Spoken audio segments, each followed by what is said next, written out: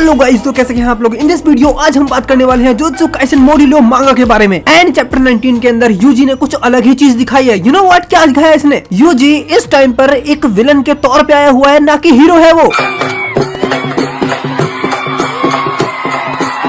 UG इस chapter में introduce किया तो गया है, लेकिन with blood manipulation curse technique के साथ। नाउ अब हम इस चैप्टर के बारे में बात करते हैं। लास्ट टाइम मोहोरागा वर्सेस डाबुरा की फाइट हो रही थी। उस फाइट के अंदर डाबुरा बुरी तरह से हार चुका था। वो दोबारा से खड़ा होता है और वो मोहोरागा को दोबारा से डिफीट करने का ट्राई करता है, बिकॉज इस बार वो अपनी लाइट स्पीड को यूज करने वाला है। एंड यहाँ पर सेम टू सेम वैसा ही होता है। मोहोरागा के ऊपर डाबुरा बहुत सारी लाइट मारता है, जहाँ पर मोहोरागा इंजर्ड होता है। लेकिन इस बार मोहोरागा इस चीज को अडेप्ट करना स्टार्ट कर देता है और वो यहाँ पर उसके सामने ही उसके अटैक को अडेप्ट कर लेता है। एंड ये अटैक इतना ज्यादा पावरफुल होता है कि वहाँ की सारी बिल्डिंग्स हैं, वो सारी की सारी बिल्डिंग्स टूट जाती है। इस बार की अडेप्शन टेक्निक को देखकर ही डाबुरा बहुत ज्यादा शॉक होता है कि भाई इस बार तो इसको मरना चाहिए था, लेकिन कुछ नहीं हुआ। मौत को छू के टक से वापस आ सकता। अब डाबुरा मोहोरागा के ऊपर किक मारने का ट्राई करता है, जहाँ पर वो इतना ज्यादा थक चुका है कि उसकी खुद की किक ही उस बहुत ज्यादा हैवी लग रही है। क्योंकि देखो, भले आपने लाइट स्पीड को अचीव कर लिया हो, लेकिन हो सकता है तुम्हारी बॉडी उस टाइम तक लाइट स्पीड को अडेप्ट न कर पाई हो। और यही चीज यहाँ पर डाबुरा के साथ होती है। डाबुरा की जो बॉडी है वो उस एनर्जी को तो निकाल रही है कि वो लाइट स्पीड में मूव कर सके, लेकिन उसकी बॉडी अभी भी बहुत ज्यादा ही वीक है उस लाइट स्पीड को परफॉर्म करने के लिए। यहाँ पर डाबुरा जो किक मोहोरागा को मारता है वो लगती भी बहुत ज्यादा है, क्योंकि मोहोरागा को एक किक मारने के बाद ही जहाँ पे ये लोग फाइट कर रहे हैं वहाँ की बहुत सारी बिल्डिंग्स जो है वो सारी की सारी डिस्ट्रॉय हो गई है। इतने सारे डिस्ट्रक्शन के बाद यहाँ पर डाबुरा थोड़ा सा पीछे आता है और वो देखता है कि मोहोरागा के तो चिथड़े उड़ चुके हैं, लेकिन मोहोरागा का क्राउन बहुत ज्यादा ऊपर जा चुका है और वो बहुत बड़ा हो गया है। एंड वो जो क्राउन है वो घूम रहा है। इट मीन्स मोहोरागा का क्राउन उसे दोबारा से पूरी तरह से हील कर रहा है। डाबुरा बोलता है कि मैं उस पर भले ही कितना ज्यादा फोर्स लगा के उसके ऊपर अटैक करूं, वो उस चीज को अडेप्ट करके खुद को हील कर ही लेगा। और मैं इस चीज से बहुत ज्यादा ही तंग आ चुका हूं, लेकिन फिर भी इन सब चीजों से मुझे कोई फर्क नहीं पड़ता, क्योंकि मैंने खुद को ढूंढ लिया है कि मैं क्या करना चाहता हूँ। एक्चुअली मैं इस फाइट को रियली इंजॉय कर रहा हूँ। एंड यहाँ पर देखते हैं हम कि डाबुरा के आंखों से आंसू आ रहे होते हैं इस फाइट को एंजॉय करते टाइम। इस मांगा की सबसे घटिया और सबसे वाहियात चीज देखने को मिली है कि यहाँ पर डाबुरा उड़ रहा है और वो कह रहा है कि मुझे फाइट में बहुत ज्यादा मजा आ रहा है, और वो तितली की तरह उड़ रहा है। ये किसने सोचा है यार, ये इतना घटिया, इतना ज्यादा घटिया लग रहा है मुझे कसम से। एक फाइटर ऐसा नहीं कर सकता, ये काम तो खुद गोकू भी नहीं करता है। और ये सीन तो सबसे वाहियात है। ऐसा लग रहा है कि मोहोरागा इसकी गां।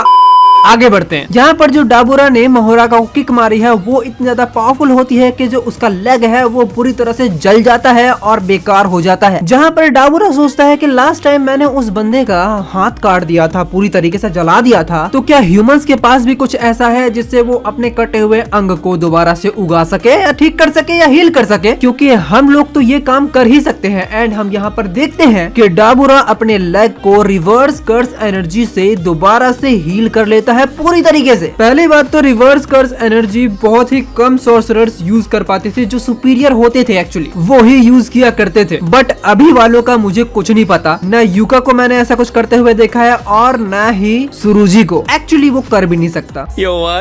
और यही चीज डाबुरा भी कहता है कि जो एडवांस सोर्सरर्स होंगे वो ही कर पाते हैं ये सब चीजें। नाउ यहाँ पर जो नेक्स्ट सीन है वो बहुत ज्यादा ही सिमिलर जा रहा है, क्योंकि जहाँ पर गोजो वर्सेस सुकुना की फाइट हो रही थी तो कुछ लोग एक्चुअली दूसरी जगह थे और वो लोग एक्चुअली प्लान ही बना रहे थे। यहाँ पर भी यही चीज हो रही है कि ये लोग बोलते हैं कि युका वर्सेस डाबुरा की फाइट होती है तो बहुत सारे कर्स स्पिरिट जो है वो खुद ब खुद आजाद हो जाएंगे और वो हर जगह भाग जाएंगे। इन लोगों ने यहाँ पर ये डिसाइड किया है कि जितने भी 10 किलोमीटर के अंदर के जितने भी जोन्स हैं वो सारे के सारे एक इवैक्यूएशन जोन के अंदर आएंगे। एंड बाकी जो भी कर्स स्पिरिट है वो उन सभी के सभी को किसी भी तरीके से धकेल कर हमें सी के पास ले जाना है, जिससे वो वहाँ से कहीं भी भाग नहीं सकते। एक्चुअली वो तैर तो सकते ही नहीं है, जिससे इनके लिए ये काम ज्यादा आसान हो जाएगा। और वैसे भी ज्यादातर कर्स स्पिरिट ऐसी होंगी जो लो रैंक वाली होंगी, ज्यादातर हाई रैंक वाली नहीं होगी इतनी ज्यादा, क्योंकि इन लोगों का टारगेट ये है कि युका अकेले ही सेक्रीफाइस ना करे। नाउ सीन जाता है सुमिरियंस के पास। सुमिरियंस में से एक बंदा बोलता है कि हम लोग यहाँ पर इसलिए है क्योंकि हम डाबुरा के फाइट के अंदर कोई भी प्रॉब्लम ना आने दे। इवन डाबुरा ने अगर फाइट को एक्सेप्ट किया है तो उसने कुछ न कुछ सोचा होगा, और हमारा ये मोटिव है कि कोई भी अर्थलिंग इसमें इंटरप्शन ना दे, और अगर दे रहा है तो तुम्हें हमें उसे रोकना है, भले ही उसे मारना क्यों न पड़ जाए। जिसमें से एक सुमेरियन बोलता है कि देखो ऐसा करना ठीक नहीं है। देन वो सुमेरियन बोलता है कि क्रॉस के साथ जो किया क्या वो ठीक था, पहले तो गोली उन्होंने चलाई थी। नाउ यहाँ पर अर्थलिंक्स एंड सुमेरियन इन दोनों की ही फाइट हो जाती है, एक तरह से झड़प हो जाता है, क्योंकि ये सारे के सारे यहाँ पर आ जाते हैं एंड ये लोग बस सामने से गुजर ही रहे होते हैं, सामने एक दूसरे के सामने होते हैं और ये फाइट इस तरह से करते हैं कि बिल्डिंग के बाहर तक अब आ जाती है, जहाँ पर खड़ा होता है यूजी इटाडोरी। जहाँ पर वो बिल्डिंग को देखता है, बाहर एक सॉर्सरर आता है जो यूजी इटाडोरी को देखकर स्टन्ड है। यहाँ पर यूजी इटाडोरी ब्लड पियर्सिंग को यूज करता है, you know what, blood manipulation technique, जहाँ पर इस टेक्निक को यूज करने के बाद ब्लड के रॉड सीधा सुमेरियन एंड अर्थलिंक को जाके लगते हैं। आई डोंट नो क्या हुआ बट पूरी बिल्डिंग के अंदर सिर्फ ब्लड रॉड्स ही दिखते हैं और यहाँ पर जितने भी सुमेरियन एंड जितने भी अर्थलिंक्स होते हैं उन सभी को ये ब्लड टेक्निक लगती है और इनके बॉडी के आर पार निकल जाती है ये चीज। यहाँ पर ना अर्थलिंक समझ पा रहे हैं, ना सुमेरियन समझ पा रहे हैं और ना ही मैं समझ पा रहा हूँ कि एक्चुअली यूजी इतादोरी है कौन, हीरो और विलन। चीटिंग करता है तू। मतलब क्या हुआ इसको, एक्चुअली इसने करा क्या है, बचाया है या मारा है। यहाँ पर जितने भी सुमेरियन है एंड जितने भी अर्थलिंक्स है इन सभी को समझ में ही नहीं आया कि ये टेक्निक है क्या और किसने और क्यों और किस चीज के लिए इन्हें मारा। जहाँ पर यूजी इतादोरी अपना हाथ साफ करते हुए बोलता है मैंने कुछ ज्यादा तो नहीं कर दिया। जहाँ पर जो सॉर्सरर आया था वो बहुत ज्यादा ही डर चुका है, क्योंकि इतना बड़ा हमला,